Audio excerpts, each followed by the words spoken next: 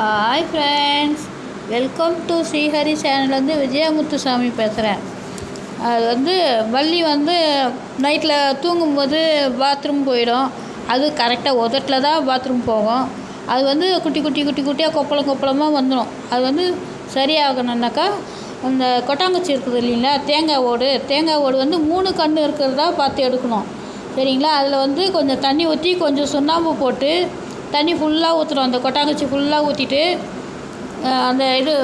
ஃபுல்லாக ஊற்றிட்டு நல்லா சுண்ணாம்பு போட்டு கலக்கிட்டு அது அந்த புண்ணு இருக்குது இல்லைங்களா, உதட்டில் தான் நிறைய எப்போ பார்த்தாலும் உதட்டில் தான் பாத்ரூம் போவோம். வலி அங்கே தான் இது பண்ணோம்.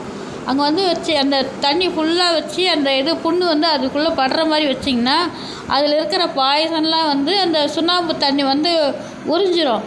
அது 2 நாள் வச்சிங்கனாக்கா அதிலே சரியாக போயிடும். சரிங்களா? அந்த மாதிரி ட்ரை பண்ணி பாருங்கள். ஏன்னா வாயெல்லாம் கொப்பளமாக வரும். எங்களுக்கெல்லாம் சின்ன வயசுலலாம் நிறைய வந்துட்டு இருந்தது. அது மாதிரி எங்களுக்கு ஒருத்தர் ஐடியா சொன்னாங்க. நாங்கள் அது மாதிரி செஞ்சு பார்த்தோம், சரியாயிடுச்சு. ஓகேங்களா? அந்த மாதிரி பண்ணி பாருங்கள். பிடிச்சிருந்தால் லைக் பண்ணுங்கள், கமெண்ட் பண்ணுங்கள், ஷேர் பண்ணுங்கள். ஓகேங்களா? பாய்.